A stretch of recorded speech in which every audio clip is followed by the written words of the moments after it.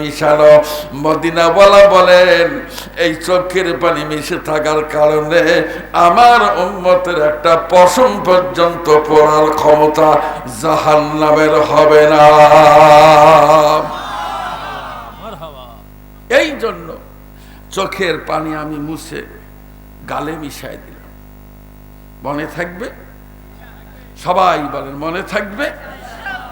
চোখের পানি আল্লাহর জন্য সব সময় বের হয় না। বাবা মা মারা যায়, সেটা আপনি বাবা মার জন্য কাঁদেন। নিজের ছেলের লাশ আপনার ঘাড়ে কবরস্থানে নিয়ে যেতে হচ্ছে, কলিজা কুলে না, তাই আপনি ছেলের জন্য কাঁদেন।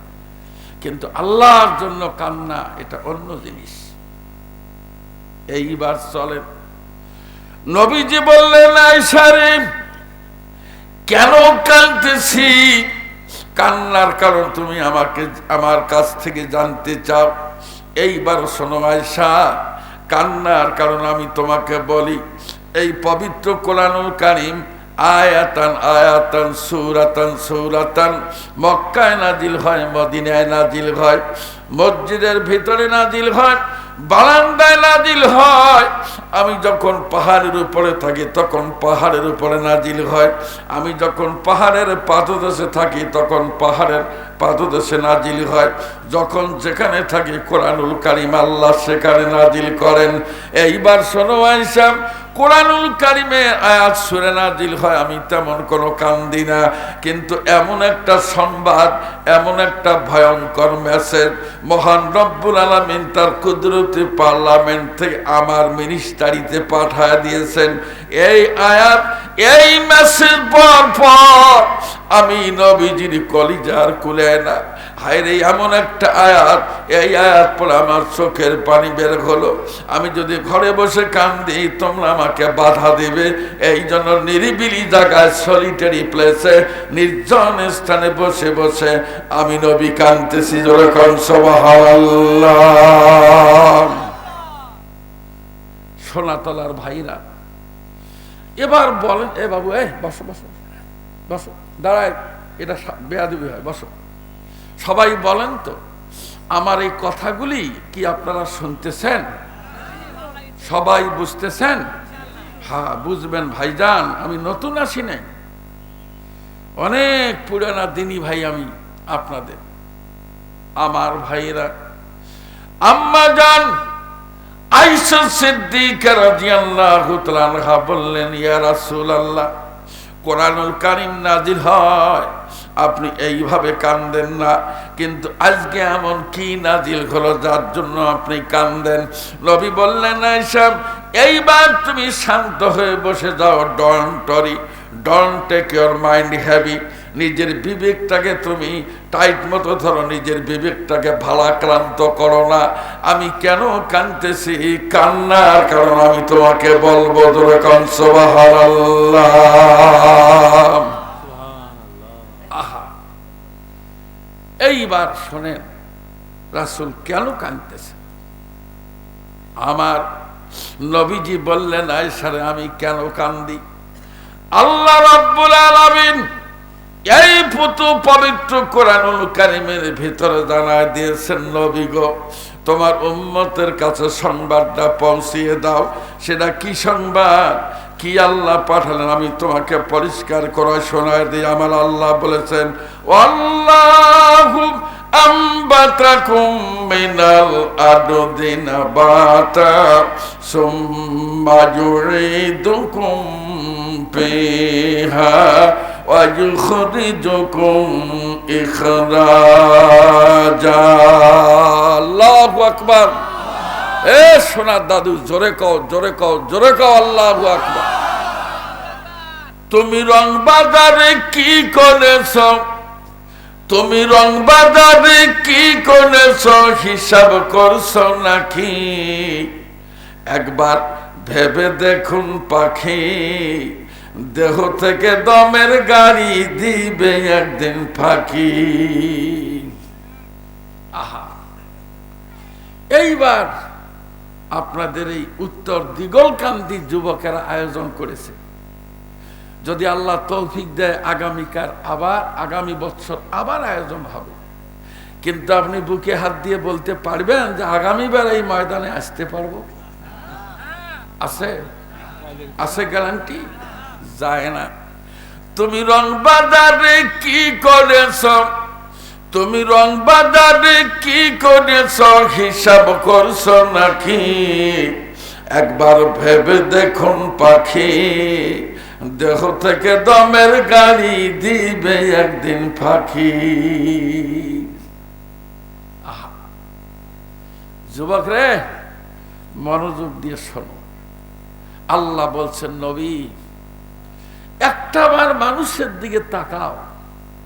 মানুষকে তৈরি করেছি, হে পৃথিবীর মানুষ, আমি তোমাদেরকে তৈরি করেছি মাটির নির্যাস দিয়ে। কি দিয়ে ভাইজান? মাটির নির্যাস দিয়ে। প্রশ্ন হলো, শরীরে গোস্ত, শরীরে রক্ত, চামড়া, হাড্ডি, রগ, রেশা, রন্ধ্র, কিন্তু মাটি কোথায়? উত্তরটা সোজা। নিশ্চয় আপনি ভাত খেয়ে এসেছেন। এই ভাতটা পাইলেন কোথায়? ধান থেকে। ধানটা হলো ধান গাছ থেকে। আর ধান গাছটা হলো কোথায়? একবারে বলেন। বাস। নিশ্চয় নাপা শাক, মূলের শাক, অথবা পটল, সিম, টমেটো দিয়ে ভাত খেয়েছেন। এগুলো হলো কোথায়? যে গাভীর দুধ খান, এ দুধ পায় কোথায়? ঘাসের থেকে। জি, ঘাসটা হয় কোথায়? বাস, এই তো হয়ে গেল। সব কিছু মানুষ খায়, খেয়ে কি করে? ঘুমাইতে যায়। এইবার সোনাতলার লোক আমাকে বলেন, আপনি যে ঘুমাইতে গেলেন, ঘুম কি আপনার বাসায় আগে থেকে রিজার্ভ করা আছে? বস্তায় তুলে রাখছেন? জেডিকেনে তোলা? তো আপনি কোন সাহসে ঘুমাইতে গেলেন? জি, আল্লাহ দেয়। এ ভাই, কথা বলেন তো, কে দেয়? বলেন বলেন বলেন বলেন। আরে জিব্বাটা নড়ান, কে দেয়? এইবার প্রশ্ন, আপনি জানেন ঘুমাইতে গেলেন, ঘুম ধরল, স্বামী স্ত্রী দুইজনে ঘুমাইলেন, ভালো কথা।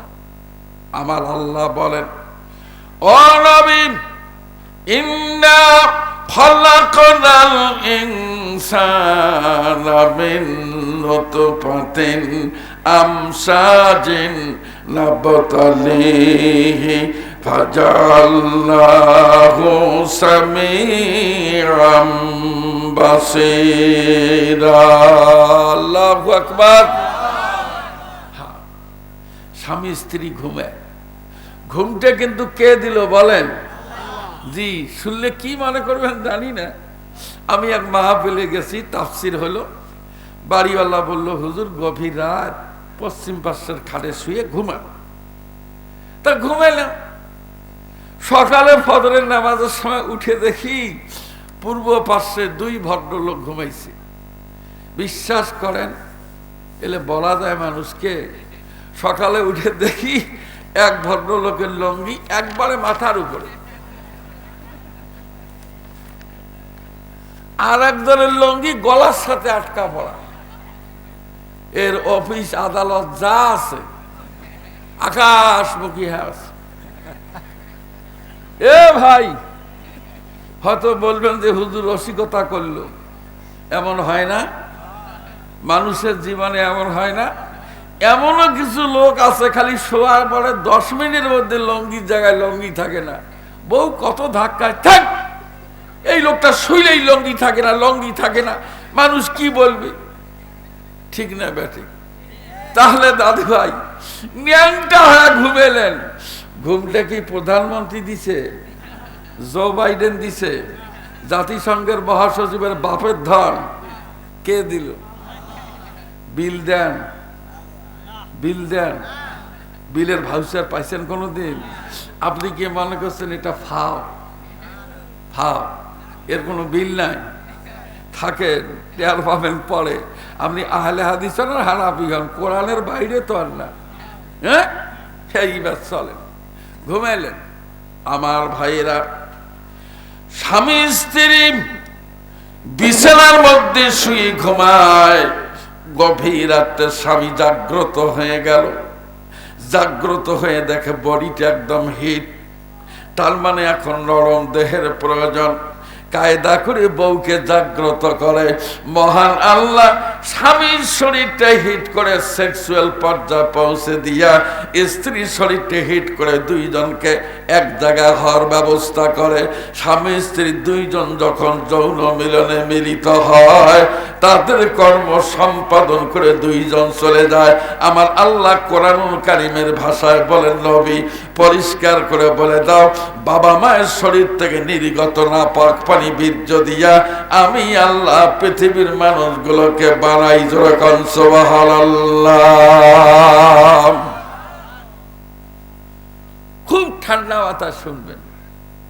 আমরা যে কত বড় সিটার, এটা আমি আপনাদের প্রমাণ করে দেব। আমি তো জুনিয়র লোক না, আস্তে আস্তে বলি, ধীরে ধীরে শোনেন, না কি বলেন?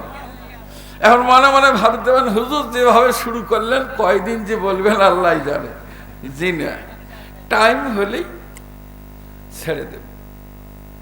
বাস, এইবার বলেন তো, মন্ত্রী সাহেবকে হাত পাও ধরে শরীর থেকে হাফ পিস বীর্য নিয়ে প্লেটে করে যদি আপনি সোনাতলা বাজারে গিয়ে বলেন, ভাই এটা অমুক মন্ত্রীর বীর্য, খুব দামি জিনিস, কেউ যদি হাত দিয়ে এইভাবে নাড়াচাড়া করো 5,000 টাকা মন্ত্রী সাহেব দিবে। আল্লাহর কসম, 32টা দাঁতের একটা দাঁত নিয়ে দ্বিগল কান দিয়ে আসবেন, আমার বিশ্বাস হয় না। কথা ঠিক, কথা